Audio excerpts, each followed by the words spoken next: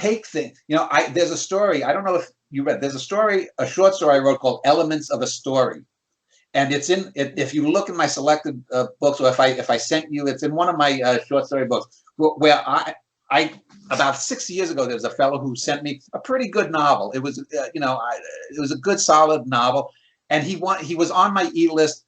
Jessica gets angry about it, simply quote unquote to use me to pluck my mind. But I'm trying to help people, so people are going to fuck me over. That's what it is. But anyway, one day, Jess and I went driving out in Texas when I was on a day off, and we did certain things. We saw ducks and geese at a pond. We went out to eat. We saw a kid backing a truck out of a driveway. And I listed in this story, and it starts actually with Bit von Rheingold doing a DVD commentary on one of his porno films, and then digresses into these dozen or so incidents that happened in one single day in my life, real life incidents. But how many stories you can get? Look around. If you go to a supermarket and go up and down the aisles, you see a weird looking guy with a Jamaican afro or something. How did he get there? Think about this. If you go to a restaurant and there are 27 other people at tables being served, every single one of them got to that same place at the same time that you are. How did they get there? They may not. One might be a dull nurse who's been, ready to retire in 3 years, and she never got married because her bloke, got killed in the Falklands War, and she never got over it. Another guy may be a porno fiend who has a record in Manchester. Another guy might be. There are so many things. Just think about it. I mean, but here's the thing.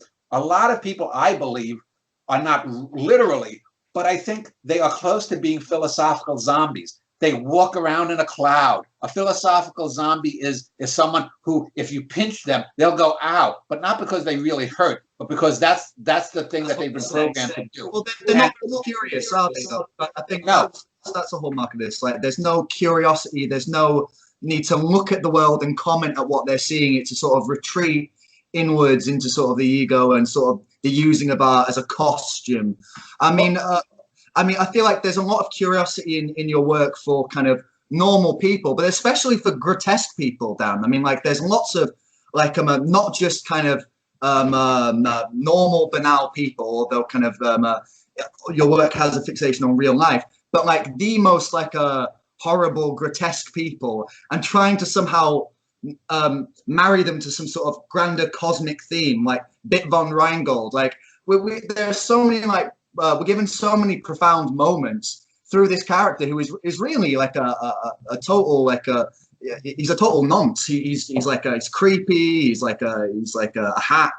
And then Warhol as well as a character. You have an amazing sympathy for him, but you're obviously very interested in the kind of the weird, slightly grotesque element where he's in some of the bigger works. In my plays, for example, if you ever get to read them, and you're on my list, so you might have forgotten to get my plays.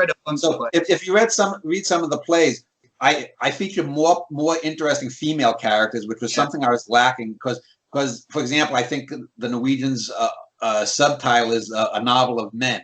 So this is a very testosteronic book.